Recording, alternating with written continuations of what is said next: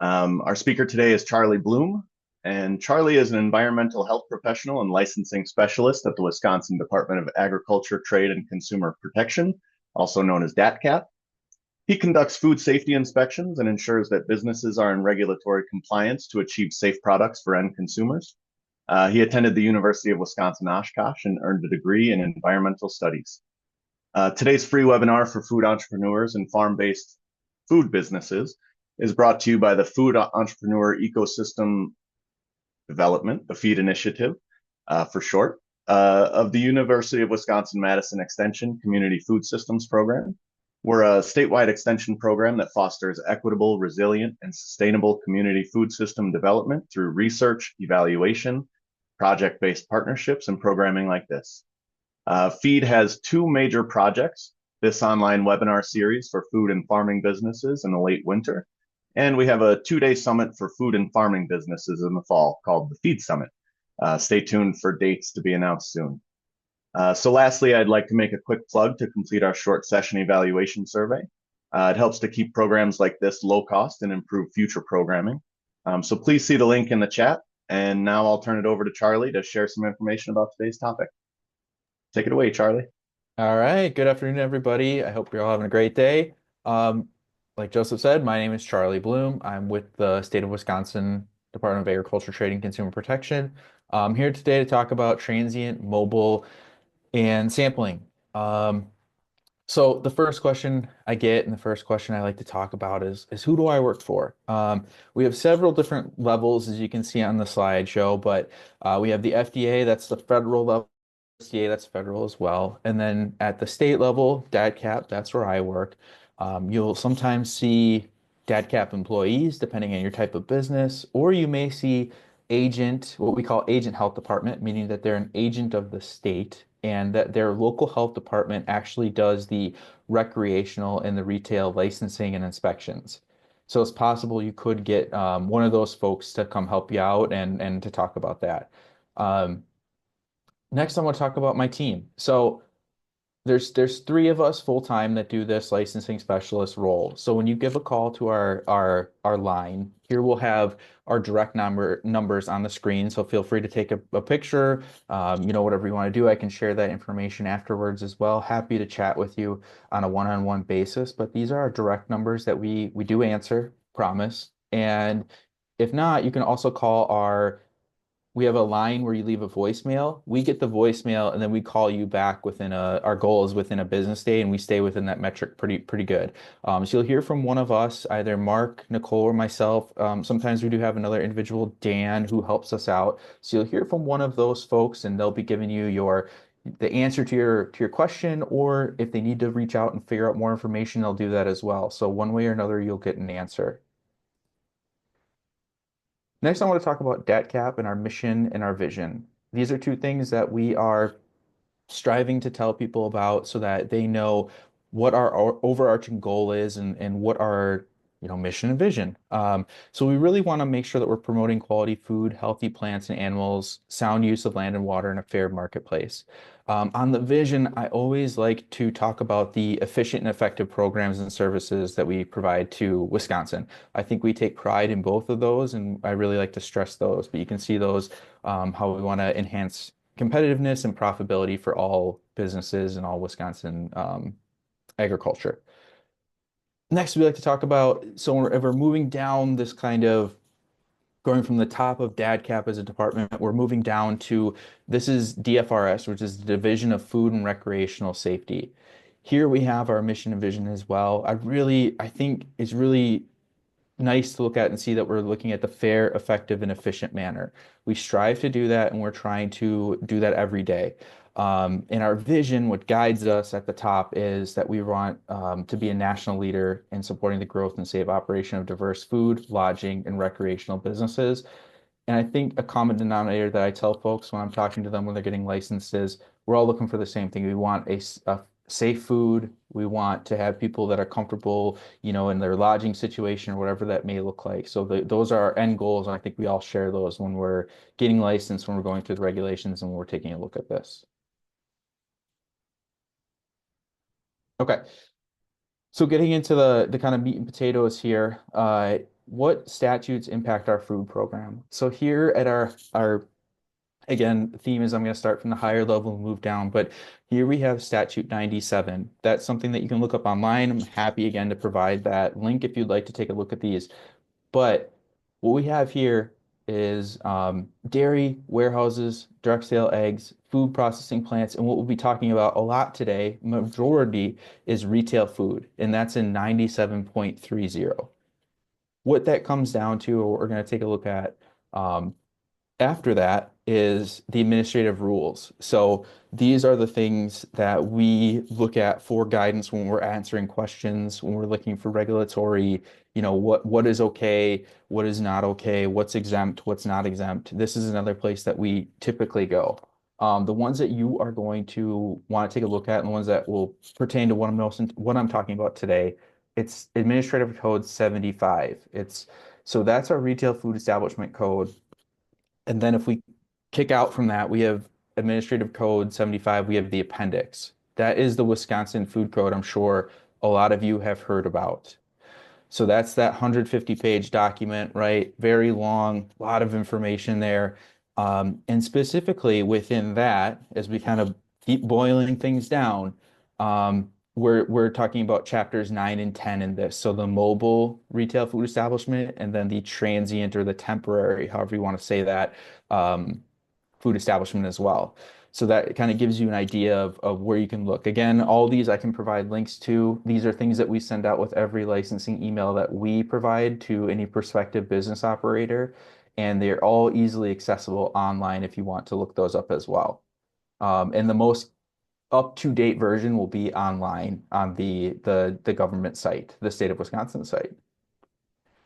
All right. So I guess I won't do a quiz, but 75 is the one you need to know for retail food establishments for direct to consumer. All right.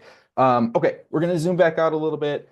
I'd just like to touch on these. So if this is a word that you hear when you're in an inspection or something that you know what it is, these are our CFRs. They're Code of Federal Regulations. These are long documents, a lot of good information. But unless you're canning foods, and I'll talk about that in a little bit, this is not something you need to have on hand at all times, but just something to be aware of if that's what you're looking at. Okay. Retail food. So this is what we're talking about. Retail food is a direct to consumer sale. So that's something we will typically ask right away if you contact us for a licensing inquiry, is we're going to ask, is it retail direct to consumer or is it wholesale? And when you get wholesale, is that you are relinquishing control of that product. So you're putting it on a shelf somewhere, somebody else is using it as an ingredient in their product. That's kind of the big difference there. There's a couple nuances there, and we'll talk about that in a little bit. But the first thing I want to talk about when you go to a farmer's market, this next section will be all about things you might see at a farmer's market or things you might want to do at a farmer's market. The first thing that we talk about is retail exempt. So this is everything that's prepackaged from an approved source. You're not processing on site. So you're taking a packaged good and you are selling it. Non-TCS, or not potentially hazardous, it means you don't need that refrigeration or it doesn't need to be kept frozen for food safety purposes. Some really good examples of this on this next slide. I think you can kind of see what we're looking at, right? So these are all coming in from an approved source, but they're all prepackaged. They are all gonna be able to be shelf stable. So they're not, nothing like a cheesecake or something along those lines. This is what we're looking at. Further, when we're looking at this, when we're looking at these products, we're going to be looking at the label. Now, the label is something that there's typically five kind of big things, I guess six up there, but five big things that we're looking at. We're looking at the statement of identity or the name of the food. It needs to be truthful, not fanciful. It can be fanciful, but it can't be misleading. That's the big thing. It can't be misleading. We need the net weight or volume, and we're going to need to see that in both standard US and then metric, the equivalent metric terms. So grams, ounces, all that. Nutrition facts. If you are a small business, I encourage you to look up the FDA Small Business Nutrition Facts exemption. That is something that I can send you the link to as well. That's going to be something I say, I don't know how many times during this, and I apologize, but I'm happy to send out as much information as you would like. So absolutely reach out if you have questions about that. But what we're looking at is those some of those links to the FDA. Ingredients, we're going to be looking at in order of predominance. So going from the most prevalent item to the least, and then any sub-ingredients. So let's say you have M&Ms in a cookie. We're going to want to see all those sub-ingredients. In addition, we'll need allergens. There's big 9 allergens. We're going to need to see those either in the ingredient statement by common name or in a contained section. As you go in the grocery store, you'll see some of these things too when you're looking around. And then the last thing is your declaration of responsibility. That's that name and address section down there. That's the distributed by, sold by, made by, whatever. We're going to want to see that. Typically, we're going to see the name, city, state, and zip if you are in a local telephone directory. It's kind of old, probably needs to be refreshed at some point. But at this point, if you have the name, city, state, and zip, you can do that if you're in a phone book or a local directory. Otherwise, you need to have that address on there. All right. So that's what we're looking at if we're looking at a prepackaged item typically. The next thing you might see at a farmer's market is a raw agricultural produce. So what we're looking for that is no license is required to retail or wholesale raw. The key word here is harvest cut. So that means you are just taking it off the vine, taking it out of the ground, whatever it may be. We're looking for just harvest cut. You're not drying it. You are not slicing it, beyond that harvest cut, right? It can be rinsed in fresh water and it can be packaged for convenience steak. So you could put it in a bag, in a clamshell, something along those lines, just to make it easier for the customer to take with them. Okay, we're talking about more exemptions. So this is the exemption that is in state statute. It's in state statute 97. Remember we talked about that 29 or the 97, and then that's the 29. So that's actually in the food processing area. But what this is we'll go to the next slide, but here are the requirements that we're looking at. The big thing is that we want the equilibrium pH to be 4.6 or less. And then we're looking at those types of products. That's the important thing that we really want to pay attention to is those types of products. Here are the sale requirements. So it has to be at a community or social event, such as a farmer's market, and no more than 5,000 sales per year. This one on the label, you do have to have this. And then you also have to have like a sign out there or a statement that also says the same thing on that first one. The product was made in a private home, not subject to state licensing and inspection. These are the important things that even though it is license exempt, you still need to follow the stipulations in the state statute. And those are things that your inspector will check on if you are operating in a farmer's market, for example. They will make sure that you have the label, making sure that you have that label, making sure you have these statements on there. Those are really important to make sure that you have. Here are some examples of what's not allowed. So I would say a fairly common question that we get is, can I do a sauce? Can I do a barbecue sauce? Can I do a ketchup underneath the pickle bill? You may not. No. Don't do in dressings or condiments. So that's what we're kind of looking at. Say with the low acid vegetables. You can't do pickle bill out of your home. You can't wholesale. Again, that's that relinquishing control. So it has to be a direct to consumer sale. Consignment is another one, a question that we get. So that's where that relinquishing control talks about. And then via the internet or out of state.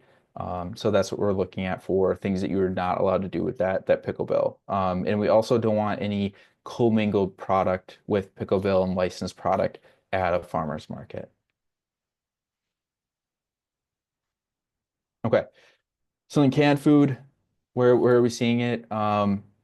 Well, if you have a food processing plant license, you need to do it or have that food processing plant license. Then it could be out there as a retail exempt product because A, it's prepackaged and it's coming from that approved source, right? We're going back a couple slides and talking about that theory, that concept.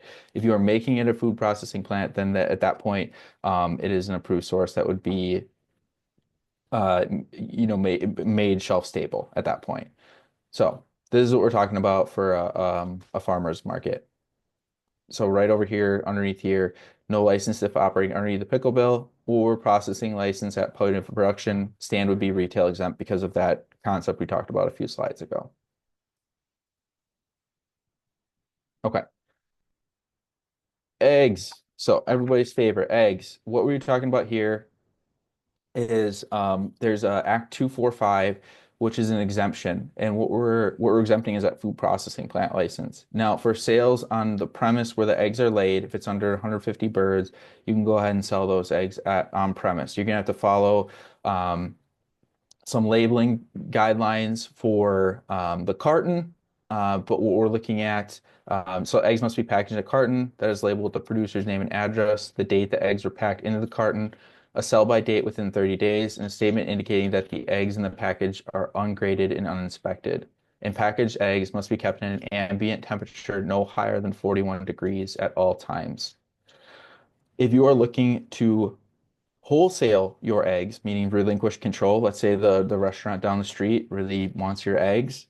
Then at that point, you get the wholesale license. You'd work with the state of Wisconsin to procure that license. The two things you need a license for your eggs are the egg sales route and a farmer's market. So the farmer's market, what you get is a prepackaged transient license, and that would either be from the state of Wisconsin or it would be from your local health department, depending on where you're located. If you are in an egg sales route, that would also require a transient license, and that is where you're taking the eggs to a set of houses, you're dropping them off, and you're doing that activity. So those are the two things where you would need that license. Okay.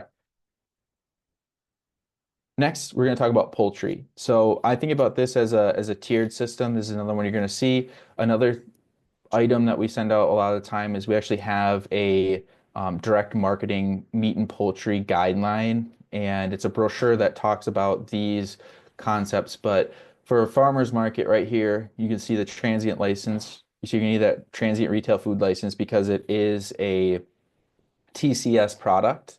It has to be slaughtered and processed at a licensed meat facility, labeled not inspected, and then you need to have the name, address, and net weight.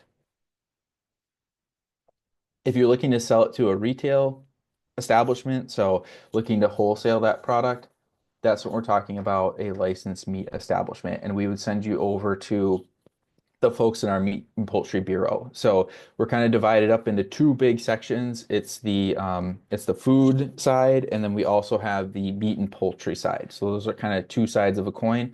But if you're looking to do that licensed meat establishment, we'll send that over to you and have my counterpart, Joy, who does the meat and who helps out folks looking to open meat establishments, get that going. Okay. Livestock, we're having a similar situation here. I think about it as the tiered levels, but this is what we're looking at for if you're looking to do that livestock sale.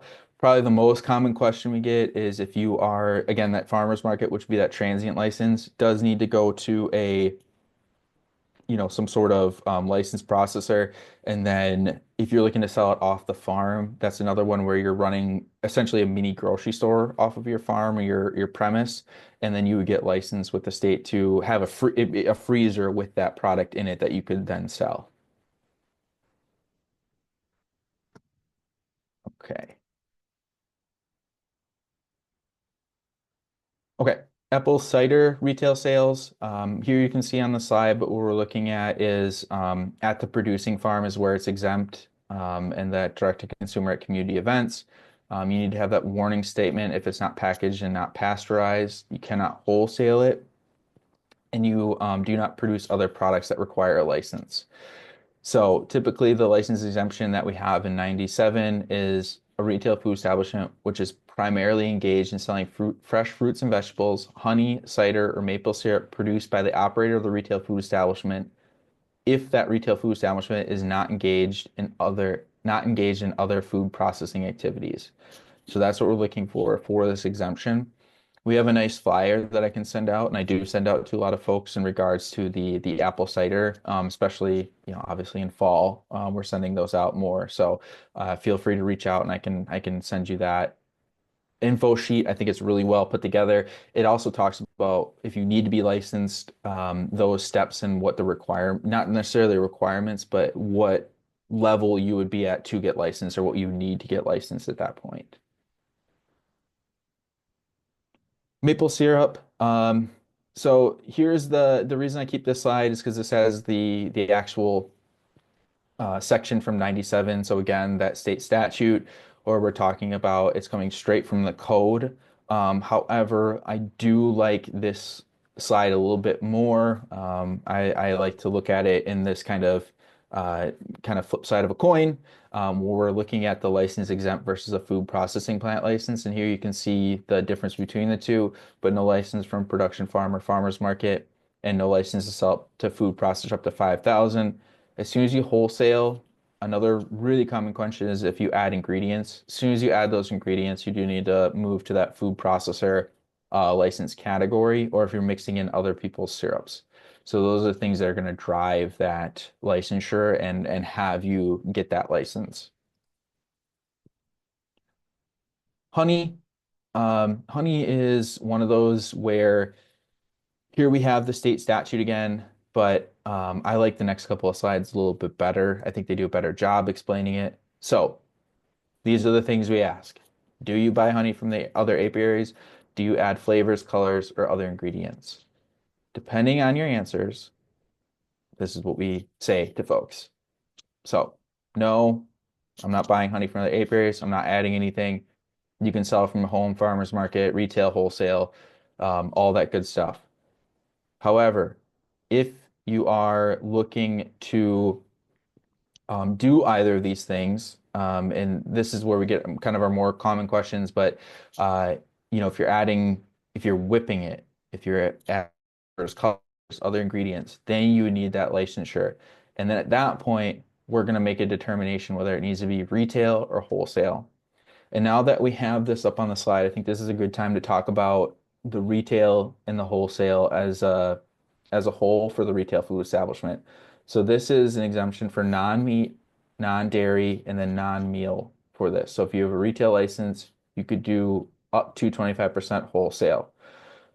You may not distribute or wholesale from a mobile license or a transient license. This is only if you have like a brick and mortar retail food establishment. So I just want to stress that. And then a processing license if you're doing 25% or more of that wholesale activity. So you're relinquishing control of that product. We do have labeling guidance in Administrative Code 87, and that is going to talk about the common name of the food, name and location of the processor, distributor, and that quantity, and then also labeled according to standards found in that code, which is ATCP or Administrative Code 87, or labeled ungraded. So those are two things we're going to look at. Okay.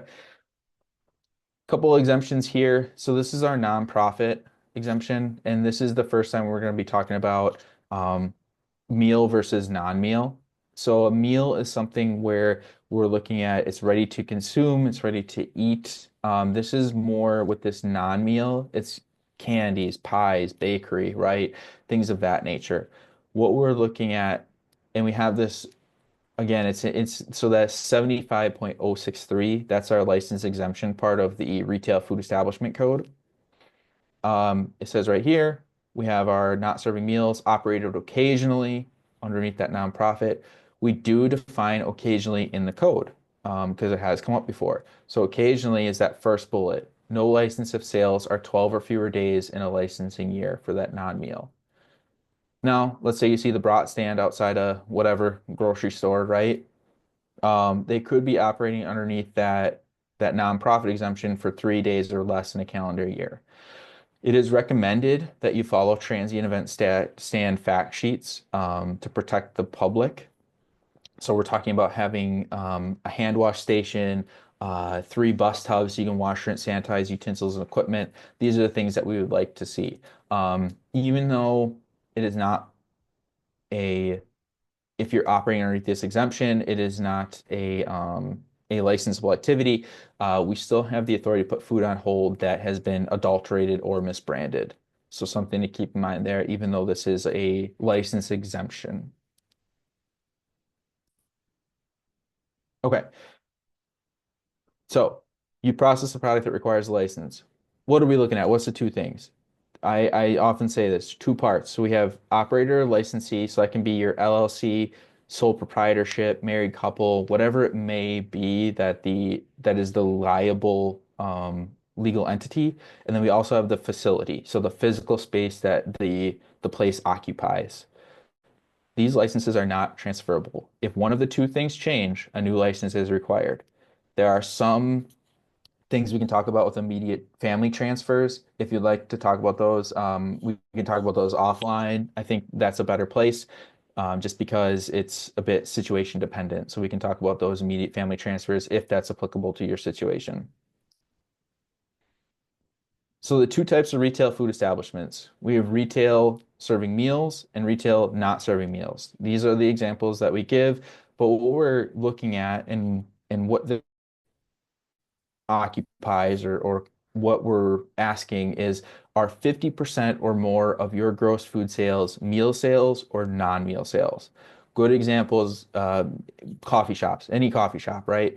That's a not serving, typically it's a not serving meals, but then, you'll maybe have a breakfast sandwich or whatever, something we consider a meal item. You can sell that, but it's just we're looking at what those 50% or more are at that point. Now to get into it, the mobile retail, it's the same thing. Serving meals, not serving meals. Again, you can do those activities with the other, vice versa, but we're looking at that 50% or more. The big difference here, a mobile retail allows you to vend on public or private property and not during a special event. Um, and both of these are evaluated using the same food code, both the non-meal and the serving meals. Another one that we commonly see are push carts. So push carts have a few limitations on them. You can serve or prepare non-TCS, so that time temperature control for foods, that's not limited. Um, for when they serve TCS foods, it's just activities with pre-formed meats only. So I think the most common one, and the one I'm sure everybody's seen, is the hot dog cart, right? That's what we're talking about for a push cart. Another common one, at least where I live in Milwaukee, is, for example, like a couple popsicle places will just have a little push cart and they'll have it in there. Um, the next thing I want to talk about is your service base. So all mobile food establishments need to have a service base or a variance to not have a service base. Now, what this is, it should be meals or no meals, it matches the truck license. It has to be the same ownership, so that's another thing. The two legal entities need to match on the service-based license and then on the actual mobile retail license. So they can't be different. They need to be the same thing. Now, if you go into a restaurant, let's say it's already an existing restaurant or whatever the case is, and they hold a retail food establishment license, you would hold an additional retail food establishment license at that same space under your license, under your legal entity, I should say. So that's what we're looking at. Food processor in the same ownership, no additional license needed. And then food warehouse, you can do that if you're only using it for storage and cleaning. So the base can kind of be on a tiered system. It can be just for water and wastewater and then storage of the truck. It could be moving all the way up to food handling, food processing, food storage, all that you're doing there. Okay. Variance. So this is what we call a variance, and it is something where it's in the name, you're varying from the food code. So you're looking to not have a base at that point. We do not offer it during the initial contact. We will send it out if somebody, if you ask about it or if it's, depending on the situation, but it is your responsibility to complete the paperwork. We will give you the paperwork. We will send what they typically will ask for how are you going to get fresh water? How are you going to dispose of wastewater? They're going to ask the questions of, if you had a base, how are you going to substitute those activities so that you are still having a safe and productive mobile retail establishment, but without that base. Then they have up to 30 days, and that's sent to our technical specialists. Um, there are critical components they look for, and we will send you information to make that a little bit easier so that you have kind of a template to go off of. So please reach out if you have questions about that, or if you'd like to get that started, we can help you. Another really common question is water and wastewater tank requirements. You can see here on the slide, but the typical one we see, I would say, is the 40-gallon because you have to have the hand washing, food prep, and or the utensil washing. So the second level, that 10-gallon, we see once in a while where they're just serving beverages and they're just reheating those prepared foods. And so what we're really looking at when we look at if somebody has a 10-gallon is their menu and how they're doing the prepared foods and how they're reheating it. And those are the questions we kind of dig into as we are going through that plan review process. So when you submit a mobile retail food establishment plan to the state of Wisconsin, if you're in one of the counties that we regulate, and even if you're in an agent county, the first thing they're going to do is ask you for a plan review. So the plan review is a system where we look at the menu, we look at the layout of the facility, the layout of the mobile unit, maybe the layout of the service base, and we make sure that it can meet food code requirements. We also are going to look at the make and model of the equipment in the truck trailer and the service base as well. And then we're also going to look at the finished material schedule, which is your floor, wall, and ceiling coverings. We're going to look at all those and we're going to make sure that they're going to meet food code requirements. We're going to look at the wastewater and the freshwater tank size. Again, the wastewater must be 15% larger than the freshwater tank. We're going to take a look at all that, make a determination if that's something that can meet food code. And then if it can, then we're going to move it on in the process to where an inspector will reach out to you to actually come to the truck trailer and take a look around and do that licensing inspection where they say, yep, you've passed it. No, you have not passed it. And the other one we take a look at, if there are things that need to be worked on within the plan review, we'll typically start a conversation, a dialogue with that operator or that prospective operator. So it's not necessarily a yes, no situation. If there are questions about it, if there's something you need to adjust to meet food code, typically I'll just email with the person and make those, I'll just say, what are you doing here? Can you tell me a little bit more about this? What is your plan? What's your menu? One other common one is if the make and model of the equipment is not ANSI or that commercial grade, then we'll look for alternatives or, maybe say, hey, I think you need to pick out a different fryer, whatever the case is. So those are some of the typical situations we run into. Okay, moving to transients. So transients are there's three levels. There's processing potentially hazardous, there's processing non-potentially hazardous, and then there's no processing. So you can see here a little bit of what we're looking at, the typical ones we'll see out and about. The important thing to note is that a transient can only be done at a special event.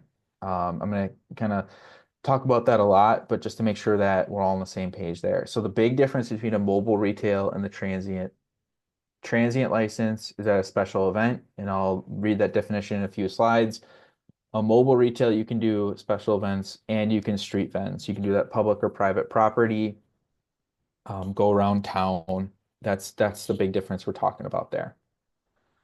When we are talking about the transient license, the thing that we ask folks is, does the final product require refrigeration, or does it need to be hot held, meaning above 135 degrees Fahrenheit? Then it's in that TCS category. If the final product does not require refrigeration, then non-TCS. So there we see a good example of the TCS would be corn dogs, and a good example of the non-TCS would be mini donuts, some common ones that we see at fairs, festivals. The third category we will see is the prepackaged. So we don't need any sinks. There's no processing. Typically, it's frozen meat, eggs, other TCS food made off-site at a licensed location. And they're brought in for prepackaged, brought in prepackaged for retail sales. So maybe a prepackaged cheesecake or something. That's what we're kind of looking at with these prepackaged licenses. Okay, so as promised, the special event. It is defined in 75, which is that Retail Food Establishment Code. Special event means a department recognized event that is sponsored, planned, organized, and publicly advertised by organizations that include the following: neighborhood associations, religious groups, cultural groups, political parties, churches, schools, sports teams, fraternal organizations, nonprofit organizations, city, county, state, or federal governments. The part B of this is that special events are limited to gatherings of people for concerts, sporting events, trade shows, flea markets or farmers markets, public expositions by artists, craftsmen, or vehicle enthusiasts, a fair, carnival, circus, or governmentally recognized celebration based on a specific calendar date, such as a holiday or anniversary, or any other event approved by the regulatory agency. And then the last sentence is a potluck is not a special event. So that's what we're looking at for the special event. And that's what a transient license needs to operate at. And just to reiterate the difference, this is the limits of the transient license. So typically when somebody calls and they're looking for, whether it be a transient or a mobile retail, one of the first questions I'm going to ask is where do you want to go? What do you want to do? Where are you looking to serve food? Now, if you're looking at a transient, we are going to send you this document. This document is excellent. It tells you exactly what you need to operate and do so within the limits of the code. So it's the temporary food service guidelines. Um, this is it is a 5-page document that talks about employee health, demonstration of knowledge, the food itself, where you have to source it, the cold storage. So it's going to talk about the 41 degrees or below. It's going to talk about cooking temperatures, appropriate cooking temperatures, excuse me, hot holding. So, what 135 or above. It's going to talk about reheating, thawing, food display, condiment, dry storage, wet storage, ice handling. It's going to talk about all of these things. It gives a really good overview of what we're going to expect to see the moment we walk out to that farmer's market to check this transient license. Going to talk about hand washing. So the fact that you need to have, um, when water under pressure is not available, you need to have a covered insulated container with at least 5-gallon capacity, and it needs to have a non-self-closing spigot or valve that allows a continuous flow of water over the hands, right? We want you to wash your hands. Got to have soap, and then and towels, so single service towels. The other thing we're looking at is how are you going to wash and sanitize your equipment? Typically, you'll see like 3 bus tubs and then maybe bleach or quaternary ammonium or the the tablets. Just depends what you have available or what you can get. We're going to want to see thermometers. It'll talk about equipment utensils. I think it's a really great, it's a Wisconsin Food Code fact sheet, which we have all over our website. And they really help to break down the Wisconsin Food Code into what I call like bite-sized bits, right? So it helps to take that 150-page document and boil it down to what you need to know, what you really need to know, I should say. And so I think that's a great resource for you. Okay, next one, sampling. So again, I'm going back to 75. Here we have the definition for a meal. And the last part of that definition right there, you can see on the screen, it used to be, there used to be an ounce, uh, metric to this. That's what I kind of remember when I first started. But now it's just a single bite-sized free food sample or equivalent portion given away to demonstrate the characteristics of the food. That's what a sample is. We're not going to license somebody giving away samples. So this is just something to keep in mind. The sampling part of this is not going to be super long. It's just 1 page, but that's because there's not a lot around it. It is just this. It's an exemption, and we're just looking to make sure that you're not, you're staying within the confines of that definition right there. That really important definition. Okay. Oops, went too far. Okay, who issues the license? So Wisconsin has a multi-jurisdictional program for the retail and recreational establishment licensing. What that means is that about a third of sorry, I meant this one. I had it too many times. A third of the state is regulated by the state of Wisconsin, so the Department of Agriculture, Trade, and Consumer Protection. We do the retail and the recreational licensing inspections, the routine inspections. If there's compliance work, we do that as well. That is what we do for about a third of the state. So, for example, like Walworth County, that's one that we do those inspections in. The other two-thirds of the state are done by typically your county local or your local county health department. So they're going to do that. For example, Waukesha County has their own health department that does the retail and recreational inspections. There is a couple spots. So Milwaukee is a little bit different. They don't do it by Milwaukee County. They are based by their municipalities. So we have City of Wauwatosa, we have City of Milwaukee itself, we have the North Shore Health Consortium, City of Oak Creek Health Department. So all these different health departments do their own retail and recreational licensing. A really important thing to keep in mind is that transient and mobile licenses are accepted by all jurisdictions in the state. Now, that being said, some local health departments charge inspection fees.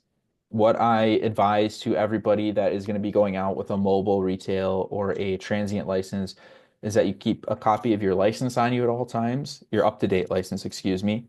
And then you also need to keep a copy of your latest inspection report. That would be my suggestion to you. Keep those two things on hand at all times. It is required to have your license on you, but make sure you have a copy of your latest inspection report. I think that's really beneficial.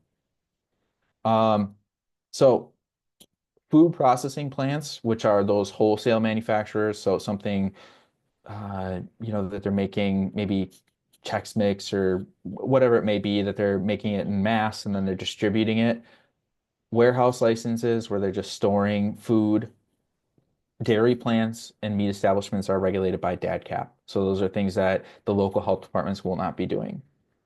Local health departments will be doing those mobile retail, the transient, those type of establishments. So licensing process, the first thing we're going to ask you is where are you based, where are you located in, and ask for that county so that we can make sure that you are either talking to us and that's correct, or you're talking to your local health department to start that conversation. And what we will do at the state level is the licensing specialist, so myself or a member of my team will provide an application information on those facility requirements, in addition to required training or certifications that you may need. Once we get that all done, you complete the application with the license fee. The inspector gets that application, and then they will call you or email you to schedule that licensing inspection. So at that point, they'll be working directly with you to start that conversation to meet you out at the mobile retail. They'll meet you out the truck and trailer. They're going to do that inspection to make sure that you followed your plan review and that it is going to meet food code requirements.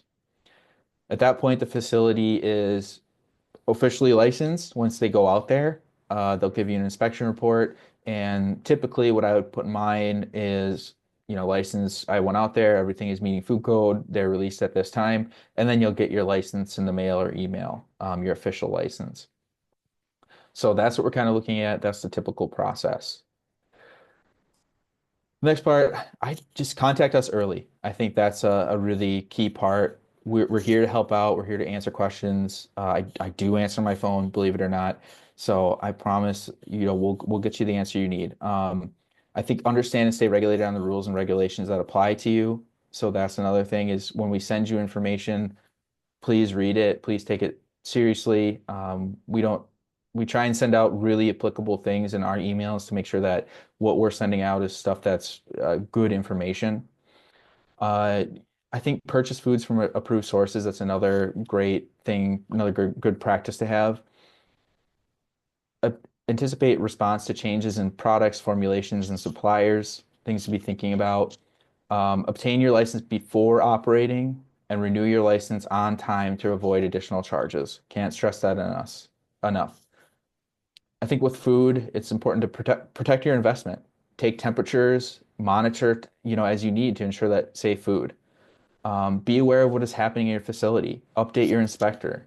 Say you want to add something to your, something, I'm not having a good example, but let's say you want to add something substantially different to your menu. Contact your inspector. Just run it past them. They want to help you out. They don't want to walk in there and be surprised. They would like to know what's going on. I think the important thing is that we both want the same end goal. We want safe food, and we are here as a resource. Here is our contact us. So this is the main line where you'll get put into a voicemail system, and at that point you can leave your name, your number, a brief description of what you'd like, and we'll get back to you within that. Typically a business day. I rarely think we go outside of that. And then if you have renewal or billing inquiries, you can use our support email to start that conversation. And with that, do we have questions? Let me check the chat quick. See if I've.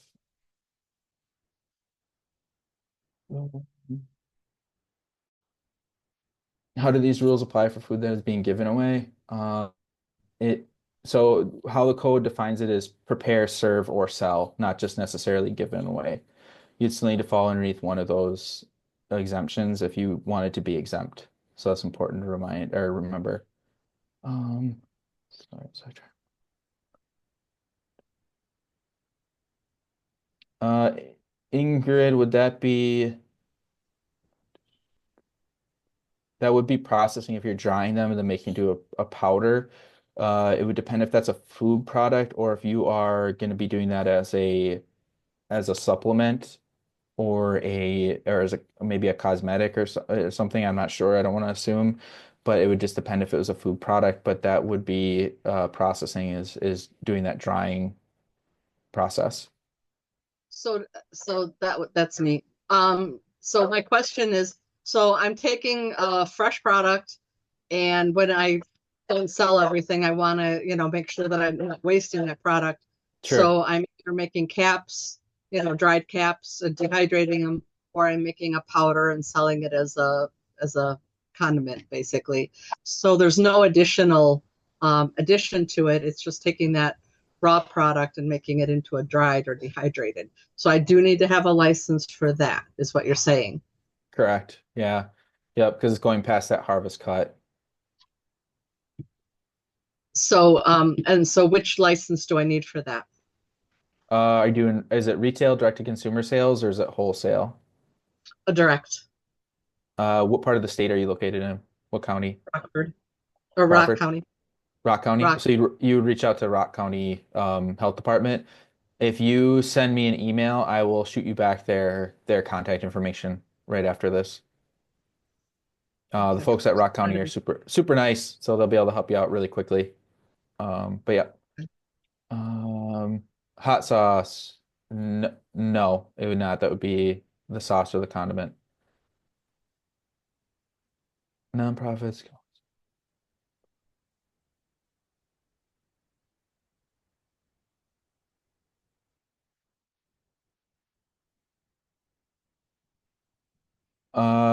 Jenna, that would be, see if I can bring that up again. Hold on.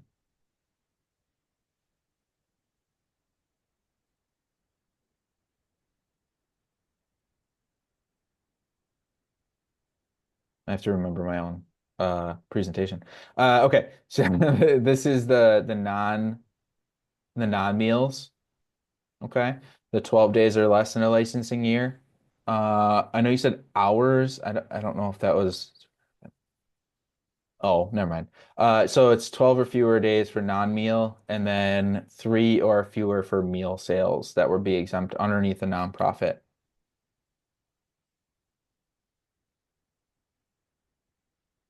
Vicky, correct. Uh,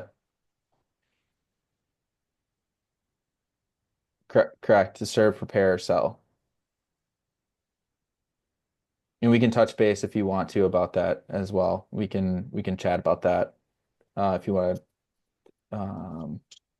for the preparing meals. There's an exemption for I don't have it memorized, and I apologize. But it's for the needy. There's an exemption for serving meals. I can't remember it off the top of my head, but I can send that to you, no problem. Can a person use somebody else's place and license to process his product, like an employee? So that's what I'd be. Is that an employee relationship, Sue? Because I do think that would be, if you're creating it underneath their place and their license, I just think that would be like a employee-employer relationship. They say that they're co-farming, and I don't get that. They're co-farming. Yeah, it's a new deal, and I'm just kind of skeptical. Okay. The other original person has the license, and this guy is just growing product there and now using her facility. And to Is me, it it's a, underneath their label or underneath their LLC, their legal entity? I don't know. Okay. Yeah, I guess those are the things that I would kind of be wondering about because I don't know, without knowing that relationship between the two people, or the two entities, that would be tough to say. I think it would depend on that relationship because to me, the way it's described in the chat, that sounds like an employee-employer relationship.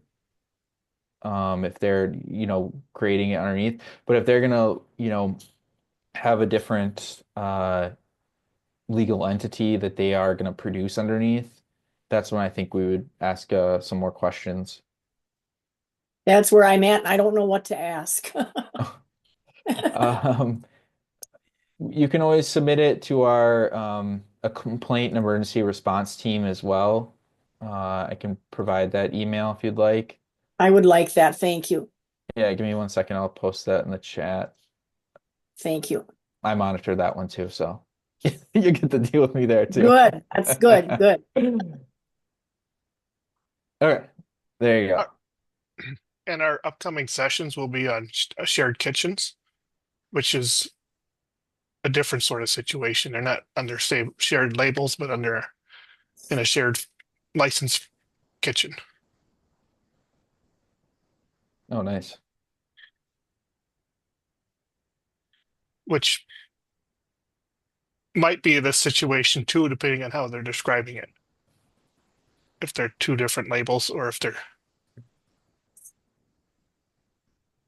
Yeah, I guess and they're without sharing more the information, kitchen it's space. yeah, without information, it's hard to say. But if it's under two different LLCs or legal entities, then we'd probably ask a few more questions if there needs to be two licenses there or not. Okay, thank you. I'll try to figure it out and get back to you. Okay, yeah, sounds good. Just tough to say without knowing a little bit more, and I don't want to make any incorrect assumptions or anything. Right. Thank you. Uh,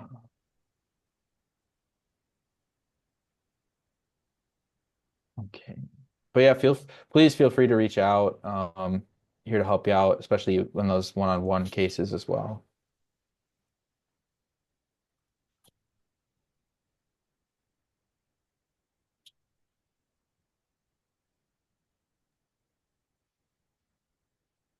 Just a few more minutes. Any final questions for Charlie?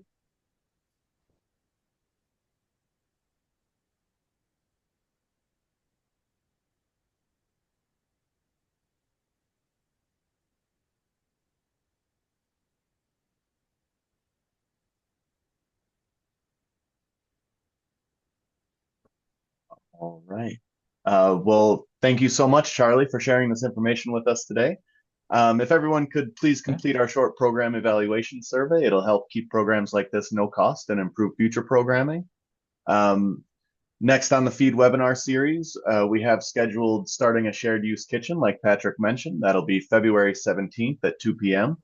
And another event to mark on your calendar is an in-person workshop titled Profitability for Your Mobile Food and Catering Business. This free workshop is going to take place in Wausau on Saturday, March 8th, 2025. Space is limited, so you can find a registration link in the chat. And If there are no final questions, thanks again for joining us today. Big thanks again to Charlie, and have a great day, everybody. Thanks, everybody.